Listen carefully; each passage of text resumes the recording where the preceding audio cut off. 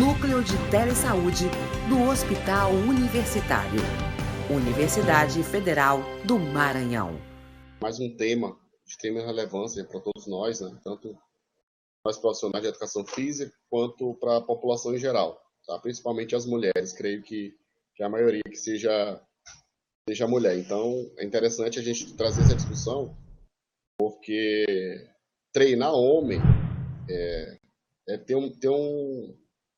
um pouco diferente do que treinar mulher, tá? E dentre essas diferenças, a gente precisa saber, conhecer que mensalmente a mulher passa todo um ciclo de alteração hormonal que vai afetar diretamente os resultados, tá? Então, é justamente o que a gente vem trazer hoje para a discussão, que é o papel do exercício físico, né? Conhecer cada fase do ciclo menstrual e as alterações também que acontecem no processo de envelhecimento e no período pós-menopausa, que é onde aparece que surge a maior quantidade de doenças crônicas não degenerativas na mulher, né? na idosa. Então, essa é a proposta da nossa palestra de hoje, tá? Então, a gente vai tentar esclarecer um pouquinho mais em relação a esse tema. E quando se trata de mulher, na prática de exercício físico, a gente tem a ideia, né, experiência própria, e creio que muitas mulheres também que procuram a prática de exercício físico regular buscam esses objetivos, buscam melhorar a sua saúde, melhorar aí padrões estéticos, como emagrecimento, hipertrofia muscular, para prevenir doenças, tá? Quer seja ela tanto para tratar as doenças como para prevenir certas doenças, tá? E também é um processo de socialização. Então, através do exercício físico, eu posso destacar aulas de dança, aulas de ginástica, hidroginástica, onde são aulas coletivas que acaba gerando uma socialização muito grande, principalmente entre o público feminino, tá? Então, quando a mulher ela vai atrás da prática de exercício físico, basicamente perpassa por esses objetivos. E aí, a gente, como eu falei anteriormente, consegue identificar algumas alterações que acontecem no corpo feminino, no corpo masculino, com relação ao estímulo do treinamento, o estímulo do exercício físico, tá? E existe uma diferença quando se trata de treinamento para esse tipo de público, tá? Por quê? Porque, como eu falei no início, a mulher mensalmente ela passa todo um processo de mudança fisiológica, mudança hormonal, que acaba acarretando no desempenho e nos resultados durante a prática de exercício físico, tá? E aí eu destaquei, lógico que não são somente essas, mas eu destaquei alguns fatores fisiológicos, anatômicos, metabólicos, comparando aí o homem da mulher, tá? Então, a mulher, ela possui, né, uma força relativa maior no membro inferior, em comparação aos membros superiores, tá? Braços. Então, a mulher ela consegue ter um desempenho maior quando se faz exercício voltado para membro inferior. Eu digo isso em relação, por exemplo, ao treinamento de força. Então, por isso que a mulher ela sente mais facilidade em treinar membros inferiores, tá? Comparado a homens. Existem alguns receptores androgênicos, né? Responsáveis aí, por exemplo, pela hipertrofia, e na mulher na região mais de quadril, de coxa. Então, essa alteração, essa diferença comparada ao homem, faz com que ela tenha maior desempenho quando se treina membros inferiores, tá? E aí, geralmente, as mulheres elas não gostam, por exemplo, de fazer exercício para membros superiores, o que é totalmente errado, né? A gente tem que prescrever um treinamento voltado, englobado aí de maneira geral aí, em relação aos membros superiores e inferiores. Mas essa é uma característica muito marcante aí da mulher. Já o homem já possui uma força muscular relativa maior em membros superiores comparado a membros inferiores, tá? Então é uma característica que diferencia treinar homem e treinar mulher, tá? Comparando mulher, homem, a mulher ela possui menos força muscular do que homem. Isso é uma característica também anatômica. O sistema músculo-esquelético da mulher é bem menor comparado ao homem. Consequentemente, a força muscular comparada ao sexo masculino também é inferior. Tá? Tem essa diferenciação em relação ao sexo masculino e feminino. Tá? Porém, mulheres treinadas, ou seja, que aquelas que possuem uma rotina de treinamento adequado, né, dentro das recomendações, a mulher ela apresenta uma fatigabilidade, ou seja, ela tende a suportar, dependendo do período menstrual, ela consegue suportar altas cargas e tem essa capacidade de fadigar menos comparado ao homem. Tá? Isso varia muito em cada fase do ciclo menstrual, que é o que a gente vai tentar discutir aqui em nossa palestra. Tá? E aí, como eu falei para vocês, né, o homem ele possui mais força relativa nos membros superiores, comparando aí 157% a mais de força nos membros superiores, comparado a membros inferiores de apenas 60% em relação aos membros inferiores, comparando com as mulheres. Tá? Então, basicamente, tem essas características de força muscular, que é uma das causas aí de maior desempenho para as mulheres treinarem membros inferiores e homens membros superiores. E aí, como eu falei para vocês, outra característica marcante também, anatomicamente falando, é a massa óssea da mulher. Né? Então, ela possui a mulher ela possui um tamanho ósseo menor comparado ao homem. Tá? Consequentemente, a massa, o peso do sistema esquelético, ele é bem menor. Né? Isso leva em consideração a estatura da mulher ser, em média, mais baixa do que o homem. Tá? E aí, consequentemente, a massa óssea ela é mais leve comparada ao homem. Tá? Ela tem uma desvantagem, por exemplo, em provas de corrida, quando se trata de atleta, em saltos, tá? Por ter essa menor estatura.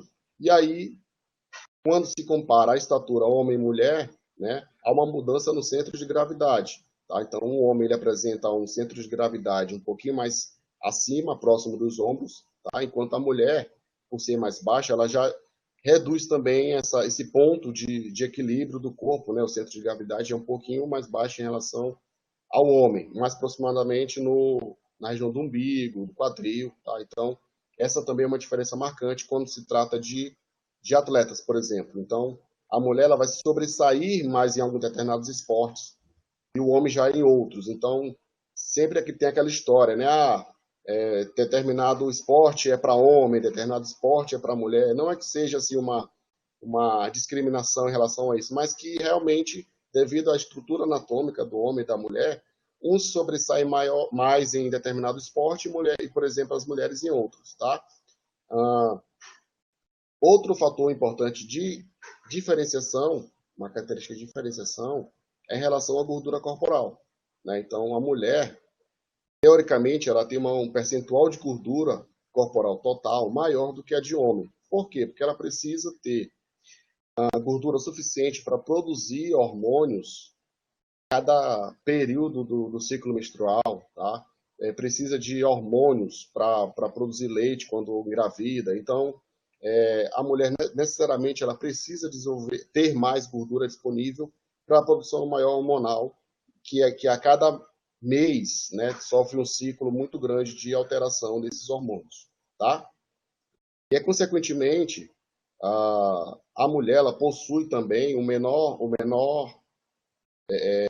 menor quantidade de testosterona, que é considerado um hormônio masculino, que é um hormônio advindo também do colesterol, né? Então, da gordura.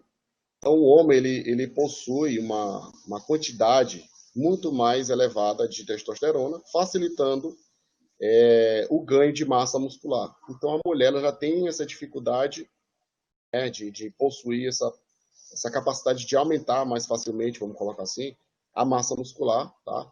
A literatura reporta em relação ao homem, a mulher ela possui em torno de 6%, 6 a 10%, tá? Em torno de 1/10 a concentração de testosterona. Isso pode variar de metabolismo para metabolismo, mas na média a mulher ela possui 1/10 da produção de testosterona comparada ao homem.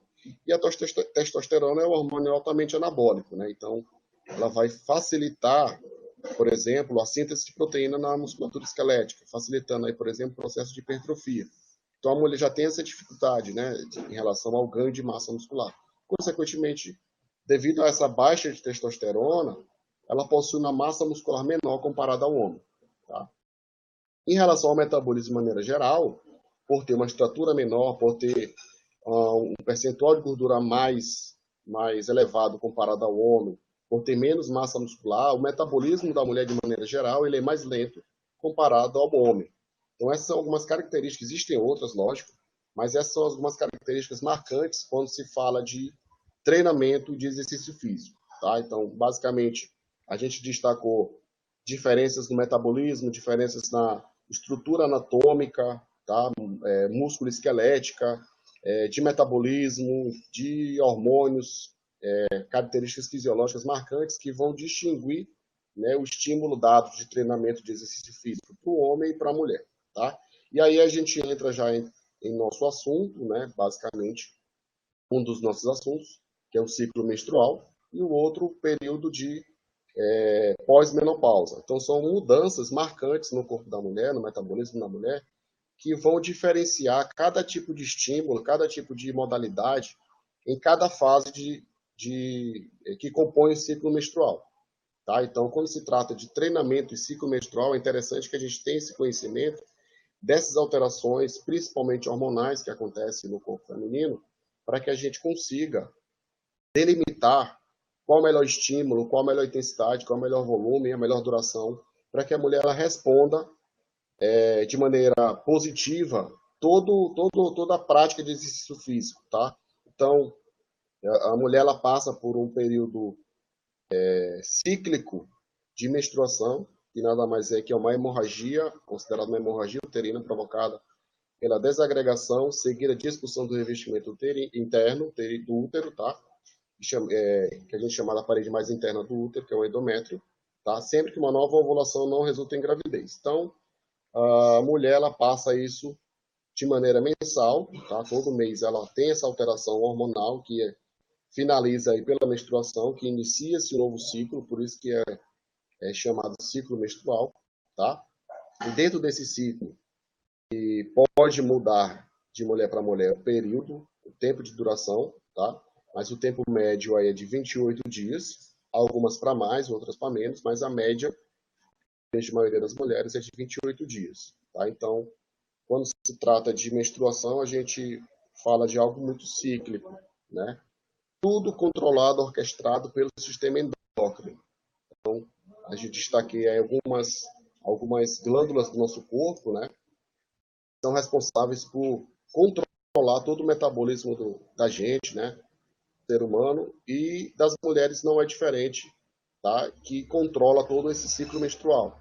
Então, nós temos aí o maestro, que é o hipotálamo, que percebe qualquer alteração, né? Ele recebe essa informação de qualquer alteração hormonal em nosso corpo e tenta, de maneira mais lenta, uma resposta mais lenta, controlar essas alterações, principalmente hormonais. Tá? Então, nós temos aí várias glândulas que secretam hormônios responsáveis por diversas funções no nosso metabolismo. E para o ciclo menstrual feminino, né, ciclo menstrual da mulher, nós temos dois hormônios fundamentais aí que controlam, na verdade são 4, mas os dois principais, que é considerado também, assim como a testosterona é para o homem, é chamado de hormônios femininos, né?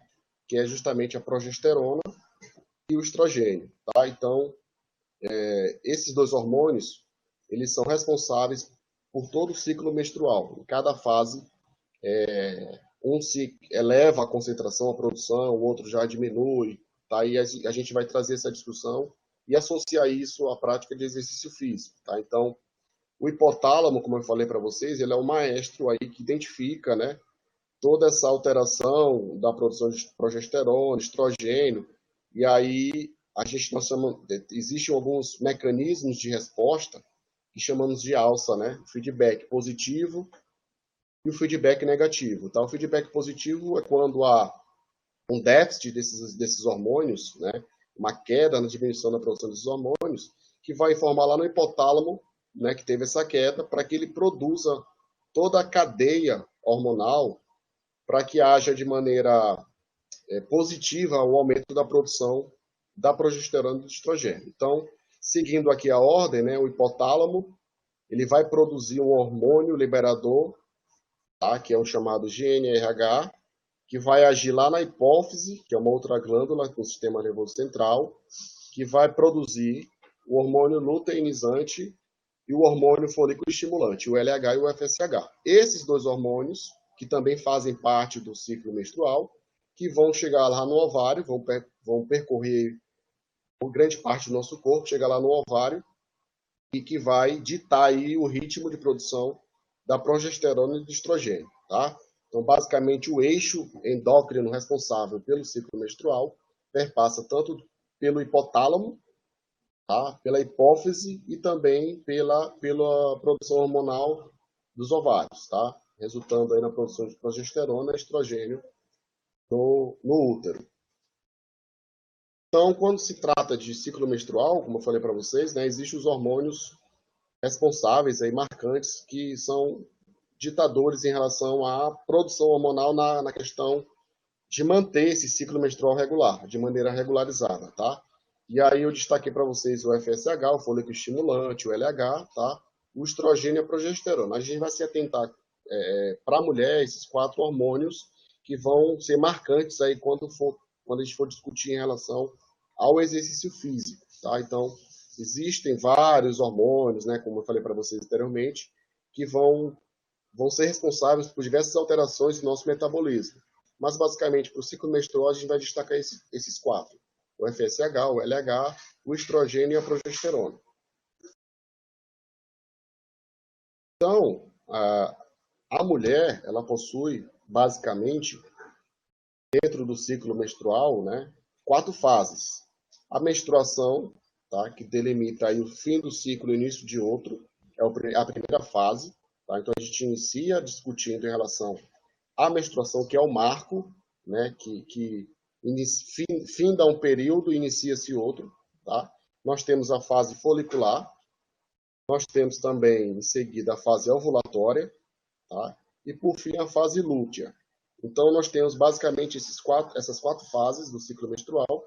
Como eu falei para vocês, é algo que acontece de maneira cíclica, né? Então, finda um mês, inicia-se outro, para aquelas mulheres que possuem o ciclo menstrual aí de aproximadamente 28 dias.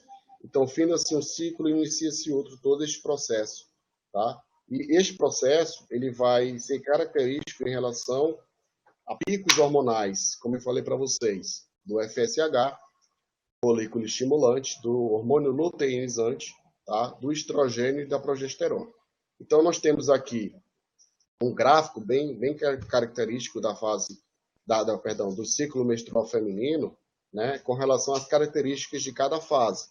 E a partir desses dados obtidos, né, a gente consegue identificar qual é o melhor estímulo, qual a melhor intensidade, qual é o melhor volume, qual a melhor duração, qual é o melhor tipo de modalidade a ser prescrita para a mulher em cada fase do ciclo menstrual. Tá? Então, nós temos uma característica marcante, o ciclo, como eu falei para vocês, ele tem aproximadamente 28 dias, tá? 28 dias para aquelas mulheres que têm um ciclo menstrual regular. Pode ser que a mulher tenha alguns dias a menos ou alguns dias a mais, mas a média da população feminina é em torno de 28 dias, tá? Nós destacamos aqui também que a temperatura corporal basal, ela é aumentada dentro da fase luteínica, né? Então,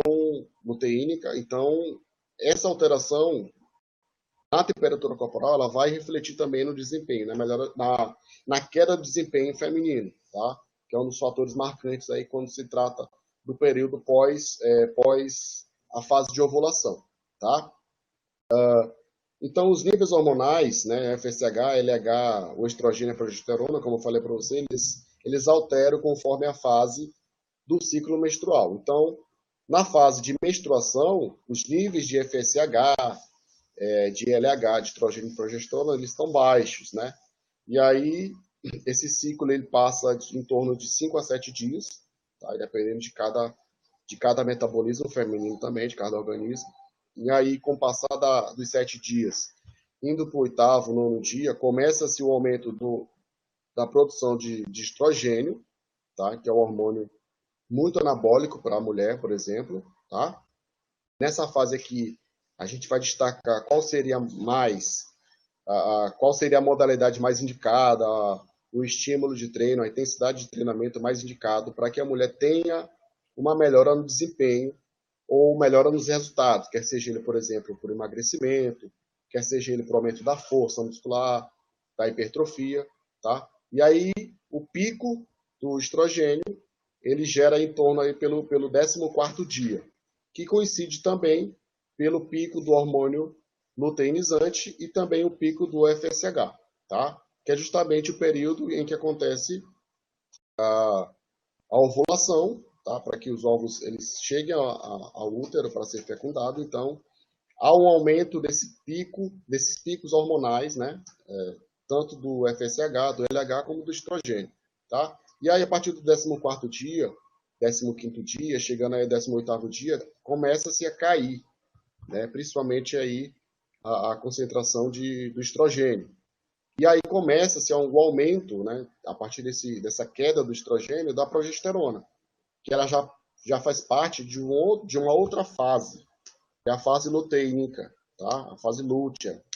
Então, a partir deste gráfico, a gente sabe que a mulher ela passa por mudanças constantes aí em cada ciclo menstrual, tá? E aí isso reflete não somente na parte metabólica, na parte de desempenho durante o treinamento, mas também na parte psicológica, tá? A mulher fica mais para baixo, mais depressiva, aumenta a vontade de comer. Então, existem umas características marcantes em cada fase dentro do ciclo menstrual, que são intermediados por essa produção hormonal, por essa alteração hormonal, tá? Principalmente desses 4 hormônios que regulam o ciclo menstrual. E a partir desses dados do ciclo menstrual, essas alterações hormonais que acontecem em cada ciclo, a gente já existe, na verdade, alguns estudos que mostram o desempenho dessas mulheres em cada fase, tá? E que estímulo a gente deve dar em cada fase, tá? Por isso que a gente precisa conhecer como é o ciclo da mulher, quantos dias, e a partir daí a gente ter esse controle, né, se possível, hormonal, mas como é meio complicado a gente conseguir controlar via dosagem hormonal pelos exames, tá? A gente precisa conhecer como é o ciclo menstrual da mulher, tá? Da aluna lá na academia, na aula do clube de dança, da hidroginástica, e a partir daí a gente ter esse controle, eu sei que é um pouco mais difícil controlar, mas ter esse controle de cada fase para que a gente dê o estímulo de maneira correta, tá? Então, como eu falei para vocês, o ciclo menstrual ele inicia-se a partir do momento que acontece o primeiro dia de sangramento, e aí ele dura em torno de 5 a 7 dias. Isso varia de mulher para mulher, tá?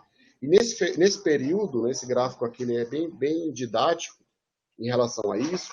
A mulher ela apresenta menos disposição para a prática de exercício físico, ela se sente mais cansada, menos disposta, tá? E aí nessa fase, a mulher não deve deixar de treinar. Pelo contrário, ela deve continuar fazendo o exercício físico. Como é algo que precisa ser feito de maneira regular, nessa fase, se a gente tiver esse conhecimento que ela está nessa fase, a gente dá estímulos mais leves, tá? Exercícios mais leves, tá? Ou seja, a gente pode incluir nesta fase a melhora de outras capacidades físicas, como, por exemplo, a flexibilidade. Então, nesta fase, a gente dá um estímulo mais leve para que ela não desista de fazer exercício, porque ela vai ter menos disposição para a prática de exercício. E aí a gente pode incluir dentro dessa fase exercício de flexibilidade, melhora de coordenação motora, melhora de correção postural. Então, que sejam exercícios de menor intensidade, de menor volume, tá? Para que ela dê continuidade na prática do exercício e não pare nesse período aí da menstruação, tá? E aí do 6º para o 7º dia já começa-se o aumento do estrogênio, tá? Como eu falei para vocês, o estrogênio é um hormônio anabólico para a mulher, né? Nessa fase aí do aumento do estrogênio que ela começa a ter o maior desempenho, maior motivação, maior disposição para exercícios, tá? E aí, esta fase, a partir do sétimo, oitavo, início do oitavo dia, a gente pode já investir no fortalecimento muscular. Claro, se for o objetivo da mulher em ganhar massa muscular, por exemplo, hipertrofia. Tá? Então, nesse período, a gente já pode investir em exercícios mais intensos. Então, a gente inicia pelo oitavo, nono dia, a aumentar a intensidade do treinamento, a intensidade do exercício. E aí o pico do estrogênio vai por volta do 11º ou 12º dia. E aí a gente pode aumentar ainda mais a intensidade do treino. Quando eu falo de intensidade, gente, não me restringo somente à carga, tá? Isso estou falando, por exemplo, para musculação. Mas existem outras maneiras de aumentar a intensidade, tá? Isso depende da característica da mulher, a modalidade que ela pratica, mas, de maneira geral, a gente pode, neste período, investir mais no aumento dessa intensidade, porque a mulher vai responder bem, ela vai ter um bom desempenho nesta fase, tá? Porque os níveis de estrogênio estão elevados, chegando aí o pico do 11º e 12º dia. Aí a gente pode incluir treinos de força, tá? Treinos de hipertrofia, treinos de alta intensidade, fazer um treinamento intervalado, tá? Por exemplo, levantamento de peso olímpico. Então, existe, né, essa característica marcante com esse aumento do estrogênio para que a gente consiga delimitar de maneira segura, lógico, nada muito forçadamente para evitar qualquer tipo de risco de lesão, dar um estímulo correto para que ela tenha um melhor desempenho, tá? E aí, do 13º dia, chegando ao 14º dia, é o chamado período fértil, né? Onde tem o processo de ovulação, para que seja feita a fecundação. Então, para as mulheres que não querem engravidar, né, isso aí se torna de maneira cíclica. Tá? Então, nesta fase aqui, ela começa a ter uma redução do estrogênio, tá? E aí começa-se, como eu falei lá no gráfico anterior, começa-se o aumento da progesterona, tá? Chegando aí o 16º dia e vai até ao 28º dia. Então, nesta fase aqui, em média, tá? Do 16º dia ao 28º, aumenta-se a utilização de gordura corporal como fonte de energia, como substrato de energia.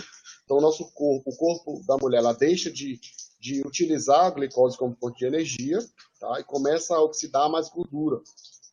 Né? Por quê? Porque nesta fase, né, é que acontece o aumento da progesterona, chegando ao pico aí pelo 21º dia, 22º dia. Tá? Então, a gente pode investir nessa fase, eu recomendar, que seja feito um exercício submáximo, não que você não utilize a máxima aí da capacidade de desempenho da mulher, tá? Ou treino mais metabólicos, ou treino mais aeróbios, tá? Para que haja essa captação, essa utilização da gordura corporal como substrato energético. E aí, por exemplo, as mulheres que querem emagrecer, é uma oportunidade dentro do ciclo menstrual que pode se aumentar esse processo de emagrecimento, tá? Que pode ser associado aí à dieta, né? Principalmente as dietas de baixo teor calórico. Então, associado aí à dieta com a intensidade correta, submáxima, tá?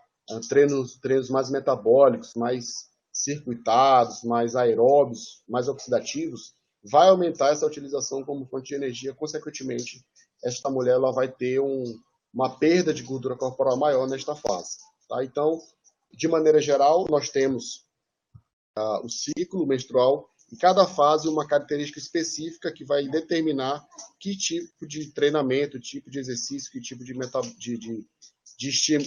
intensidade vai ser dada, tá? Para que ela corresponda de maneira positiva o ganho de massa muscular, por exemplo, ou a perda de gordura corporal, gerando aí o processo de emagrecimento, associado, claro, à alimentação, tá? Que é fundamental. Então, esse estudo aqui, ele é de 2018 e visou comparar a força muscular dentro de cada fase do ciclo menstrual, tá? Então, como eu falei para vocês, o estrogênio ele vai ser responsável mais para treinos de força, né? Por exemplo, na musculação, para o aumento da força muscular, tá? Então, nesse período aí em que há um pico de estrogênio, os estudos mostram, né? Por exemplo, o estudo aqui de 2018 mostrou que nesta fase O período pós-menstrual, por exemplo, onde já começa o aumento da concentração da produção de estrogênio, a mulher ela vai desenvolver mais picos de força comparado a outras fases, tá? Então, o que esse estudo mostrou, comparou foi a força muscular, e aí utilizou como exercício o leg press, ou seja, membros inferiores de 15 mulheres, e aí comparou a força muscular através de um teste de força máxima, que é o teste de uma repetição máxima, que é a capacidade máxima que o indivíduo consegue realizar uma repetição, e aí comparou, né, cada fase, em que fase ela tinha a maior quantidade de força, né? E isso é influenciado diretamente pela produção hormonal. Então ele comparou a fase menstrual com a pós-menstrual. A pós-menstrual é o período logo que cessa a menstruação, tá? E aí ele viu que a partir do momento que há uma cessamento, na verdade, do período menstrual, inicia-se o pós-menstrual, os valores de força máxima foram maiores comparado ao período menstrual, tá? E aí, no período pós-ovulatório também, onde começa a decair o estrogênio, mas começa a aumentar a progesterona, também os níveis de força, né, para o teste de uma repetição máxima, também foram maiores comparado ao período menstrual, tá? E aí, comparando o período ovulatório e pós-ovulatório, o período pós-ovulatório, que também há uma concentração maior de progesterona e de estrogênio, também os níveis de força foram maiores comparado ao período ovulatório, tá? Onde houve somente o pico de estrogênio e não de progesterona. Então, a partir do momento que começa a decair o estrogênio, começa a se aumentar a progesterona, chega a certo ponto, um período pós-ovulatório, em que os dois estão de maneira elevada, né, sua produção. E aí ela tem um desempenho maior, tá? E o período ovulatório, ela foi maior, os níveis de força foi maior comparado ao período menstrual. Então, só para a gente trazer para dentro da ciência dos estudos, que realmente aquilo que a literatura reporta em relação à alteração fisiológica, em relação a mudança de metabolismo, né, oxidativo, da gordura ou do carboidrato, ou picos de hormônios em cada fase do ciclo menstrual vão interferir diretamente no desempenho. Tá? E esse estudo mostrou justamente isso, essa alteração de força em cada fase, comparando uma pela outra.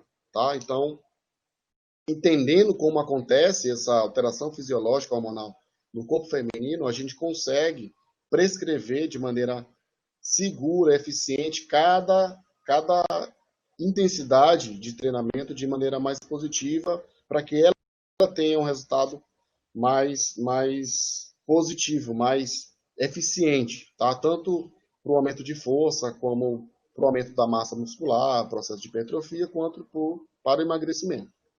E aí, um outro estudo de 2015, né, já verifica, né, em cada fase do ciclo menstrual, né, o sistema nervoso autônomo, tá, que é um dos responsáveis também, não só ele, mas também por controlar a produção hormonal, tá, ele que identifica a queda ou o aumento da produção hormonal, né, o sistema nervoso autônomo, como o próprio nome diz, ele age independentemente da gente querer ou não, tá? E aí o sistema nervoso autônomo ele vai agir em diversos sistemas do nosso corpo. Para o sistema endócrino, ele estimula ou retarda a produção hormonal, tá?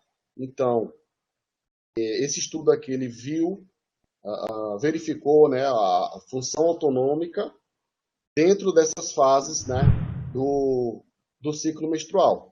Então, vocês percebam que no gráfico, né, ele inicia pela menstruação e finaliza pela menstruação, tá?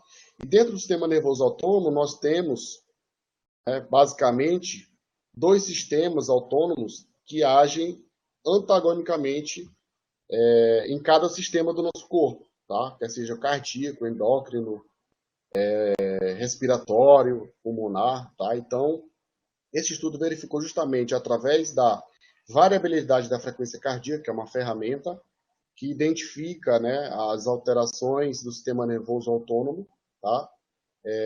De maneira geral no nosso corpo. Então, é uma ferramenta muito utilizada para se avaliar de maneira indireta a função autonômica para o nosso corpo, tá? Então, basicamente, nós temos o sistema nervoso simpático, tá? Por exemplo, ele é responsável por acelerar os batimentos cardíacos durante o exercício, tá? A frequência cardíaca, aumentar a ventilação. Teoricamente, ele causa uma vasoconstrição, aumentando a pressão arterial. Então, existem umas funções específicas do sistema nervoso simpático, enquanto que o parasimpático é o antagônico, né? Ele já tem uma característica de retardar a frequência cardíaca, né? Retardar e diminuir, tá?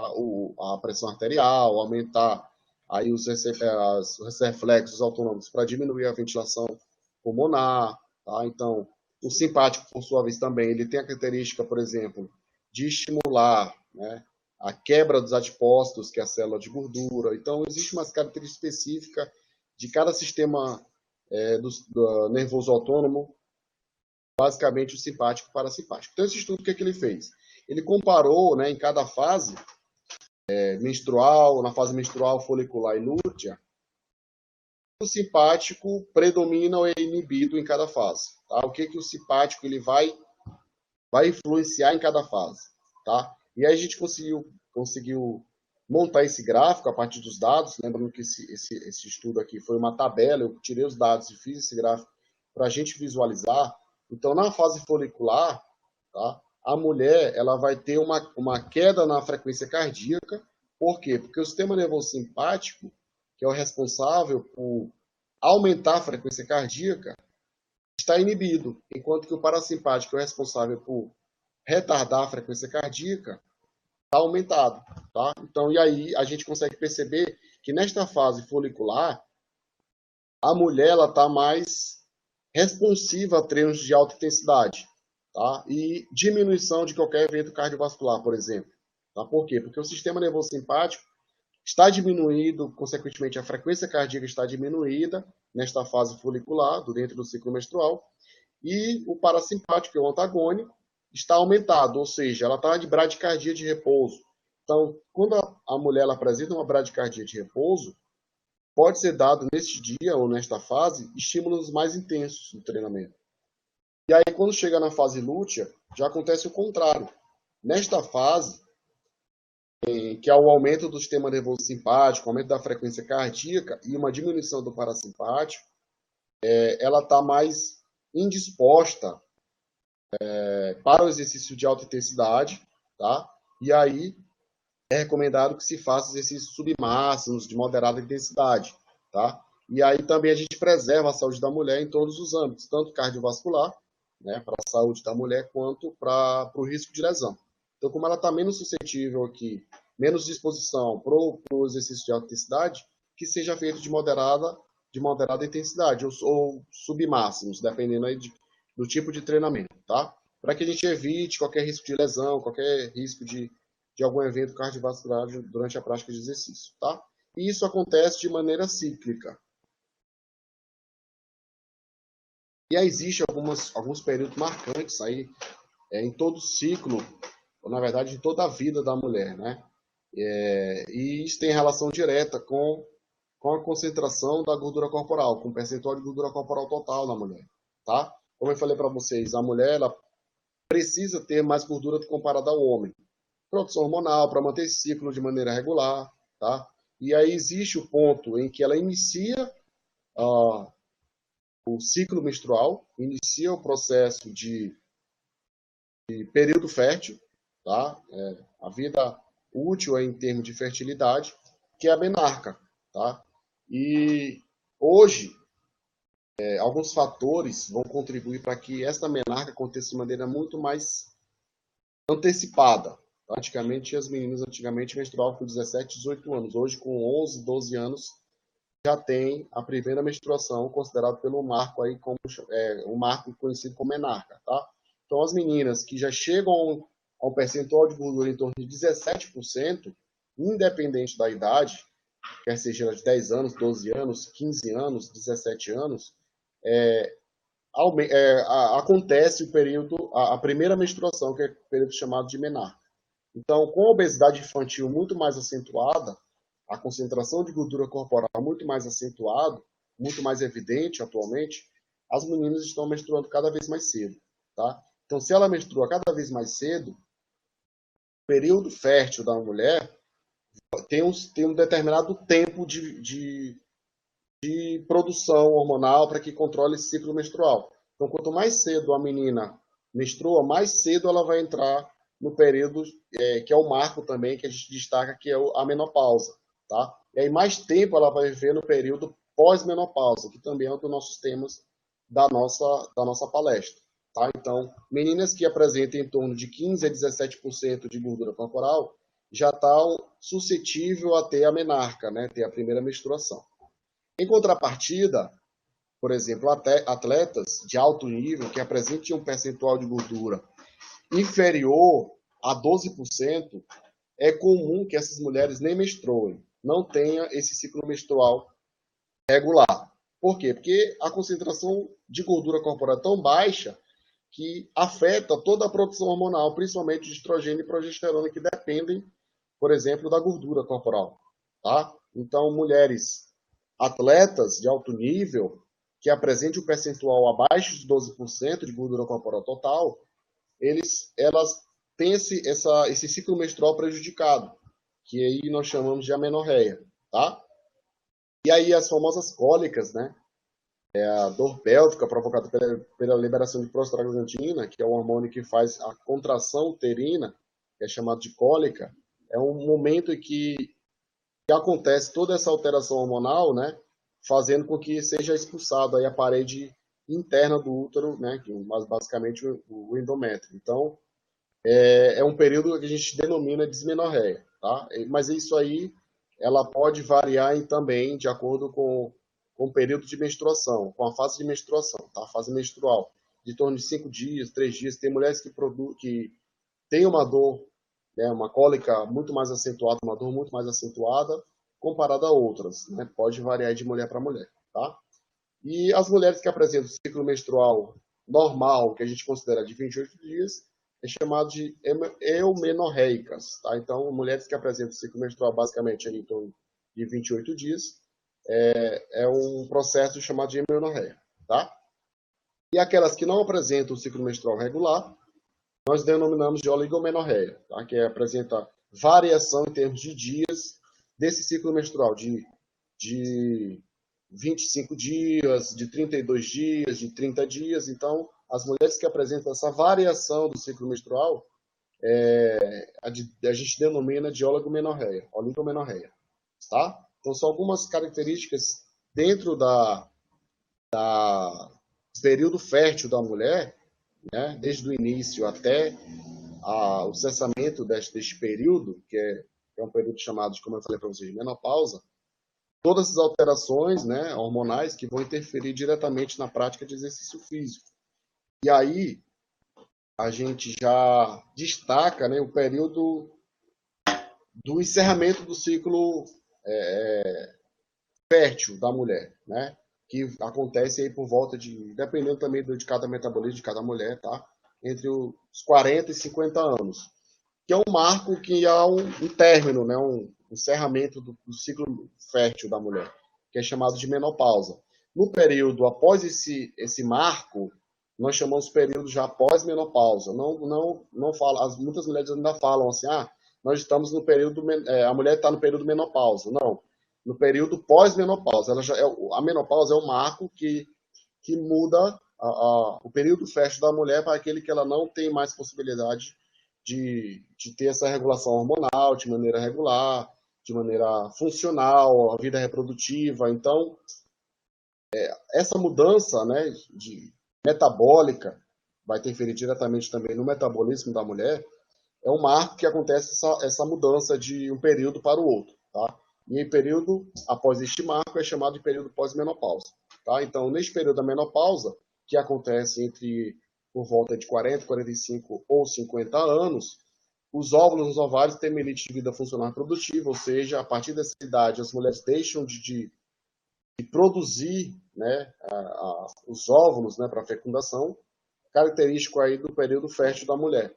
Caem os níveis de estrogênio, progesterona, e aí esse período de transição é chamado de climatério, né, o período de transição entre o período fértil e o período pós-menopausa. Neste período pós-menopausa, após o período do climatério, tá? As mulheres começam a ter alguns sintomas característicos do período. Por exemplo, aumento da temperatura corporal, ondas de calor, da transpiração, suores noturnos. As mulheres elas se irritam mais facilmente, tá? E isso pode acarretar algum distúrbio alimentar para que elas consumam mais, por exemplo, doces, tá? Níveis de depressão são identificados elevados nesse período, tá? Por isso que é importante esse trabalho multidisciplinar de acompanhamento, para que não haja, né, esse pico, esse surgimento de depressão no período pós-menopausa, tá?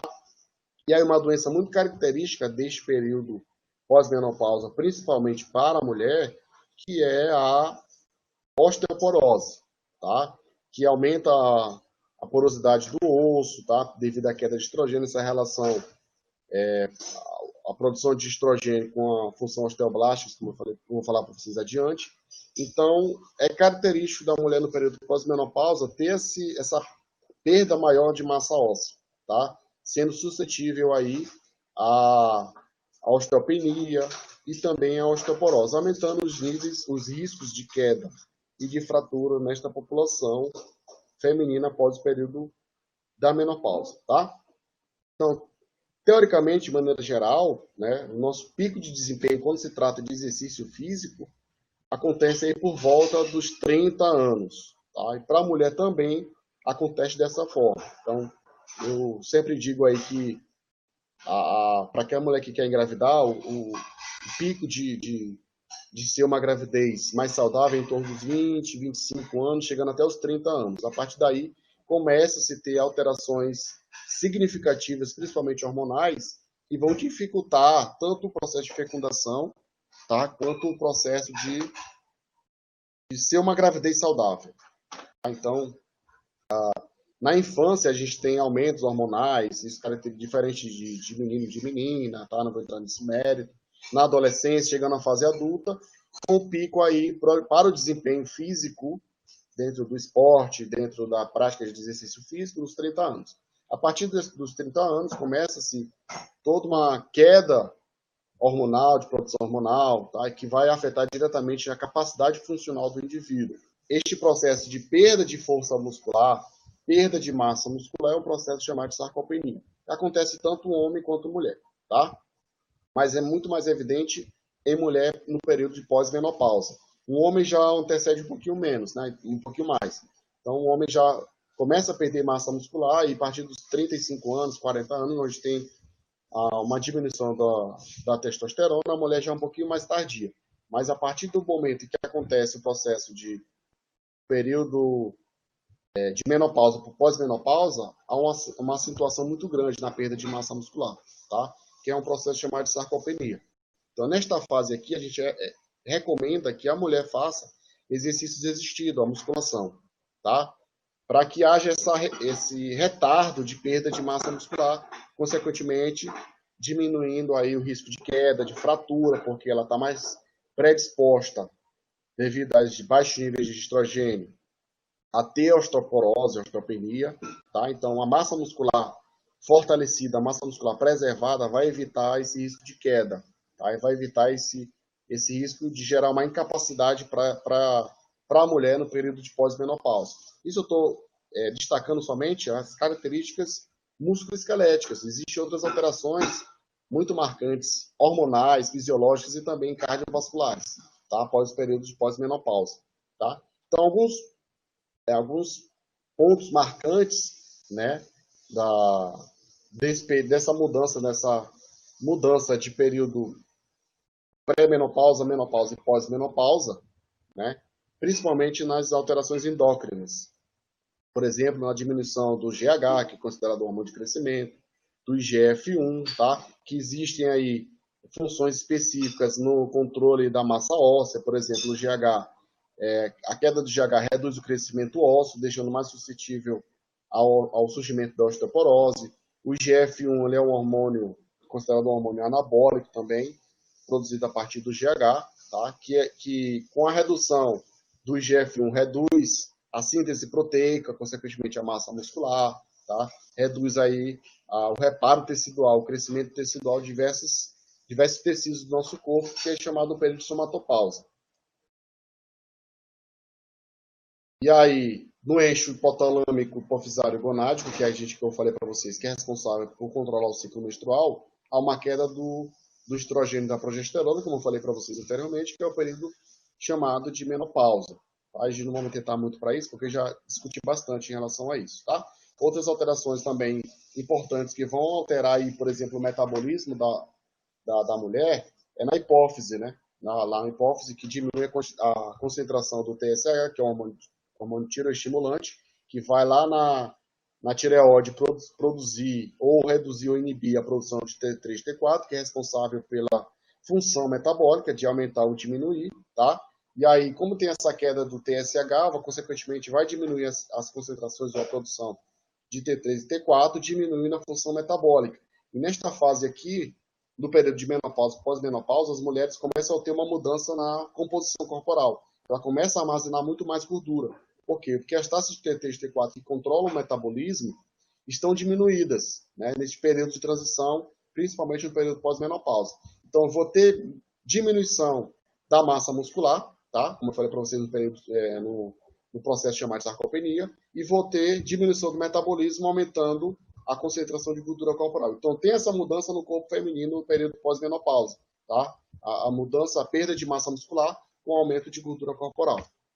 E aí, como eu falei para vocês, né, a estrutura óssea ela também vai sofrer alteração no período pós-menopausa, tá? Porque tem uma relação direta entre a produção de estrogênio com a função osteoblásticas, né, que tem a capacidade de fixar o cálcio na estrutura óssea, né, fortalecendo o sistema esquelético, né? Então, com a diminuição da produção de estrogênio no período pós-menopausa, vai ter uma perda muito grande de massa óssea, tá?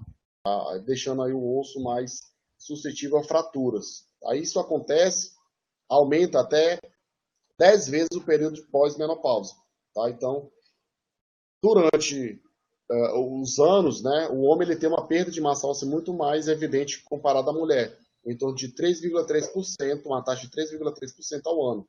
E a mulher é uma taxa de apenas 1%. Só que esse período em que acontece após menopausa, essa taxa aumenta 10 vezes, ou seja, a mulher tende a perder em torno de 10% ao ano de massa óssea, tá? Devido a essa relação diminuição do estrogênio e também a diminuição na atividade dos osteoblastos.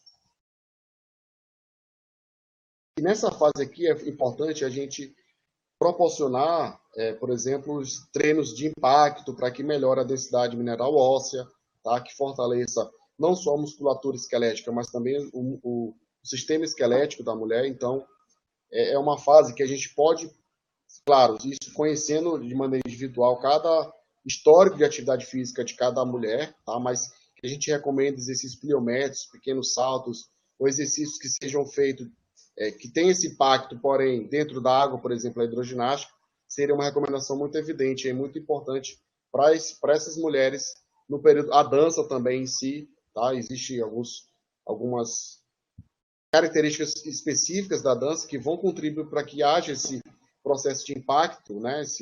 Esse achatamento do osso, para que haja essa calcificação maior, né? E fortalecimento da massa óssea, tá? E aí as recomendações, tanto o período do ciclo menstrual em si, levando em consideração cada fase, mas também no período pós-menopausa, é que seja associado ao treinamento aeróbio, tá?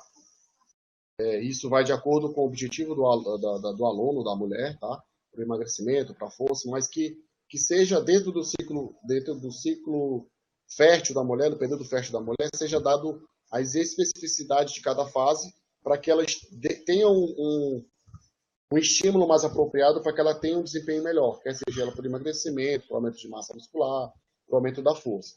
Mas que seja composto o programa de treinamento, o programa de exercício, dentro dessas três perspectivas, né? Exercício aeróbio, voltado mais para queima de gordura, principalmente naquela fase, para as mulheres, dentro do ciclo do período fértil da mulher, naquela fase que ela está menos exposta, né? Aquela fase já findando o ciclo menstrual, tá? Para que ela tenha um aumento de oxidação de gordura. Nós temos também O exercício de força, que pode ser dado estímulo lá no período pós-menstrual, que os picos de estrogênio estão aumentados, ela vai responder mais a isso. E também, naquele período menstrual, nos 5, 7 dias ali, que ela está com baixa disposição à prática de exercício, que sejam utilizadas as capacidades físicas para melhorar, por exemplo, a flexibilidade, exercício de alongamento.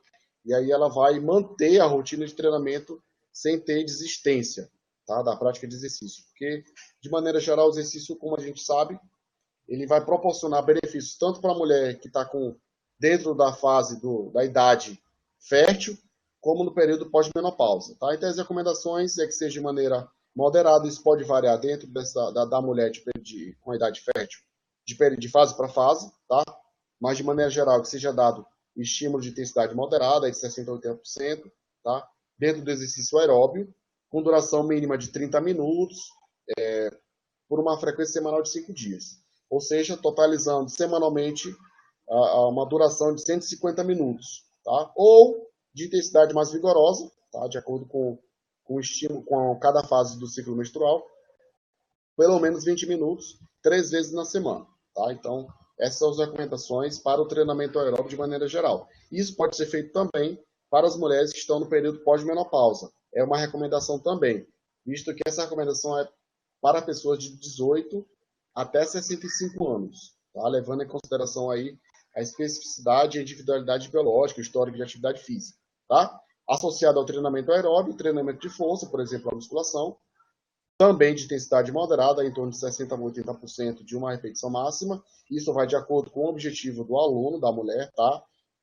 Treinos mais de hipertrofia, para aumento de massa muscular um pouquinho mais próximo aí de 80%, 85%. Treino mais para aumento de força para atletas, por exemplo, já é um pouquinho próximo de aproximadamente 100% da máxima. E treinos mais oxidativos para a redução da gordura corporal. Treinos mais de baixa a moderada intensidade, em torno de 50%, 60%. Tá? Da massa, da capacidade máxima, que aqui é estimado pela repetição máxima, que é o teste, como eu falei para vocês, capacidade máxima de força. Tá? A duração também, no mínimo, é de 30 minutos, pode ser feito até 40, 50 minutos em cada sessão, por uma frequência semanal de 2 a 3 dias.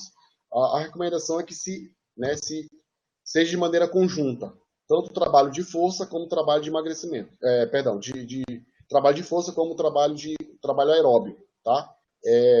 Que seja associado esses dois, levando em consideração, como eu falei para vocês, a individualidade biológica, histórico de atividade física, associado também à melhora de outras capacidades físicas, como, por exemplo, da coordenação motora, da flexibilidade, da agilidade, por aí vai, da velocidade, de acordo com a característica da pessoa, da mulher, e também da modalidade que ela pratica. Então, são essas recomendações de maneira geral. Lógico, a gente tem que levar em consideração todo o histórico, todo o conhecimento de cada fase do ciclo menstrual, o conhecimento do período pós-menopausa, o que acontece de alteração, para que a gente dê a dosagem correta do exercício.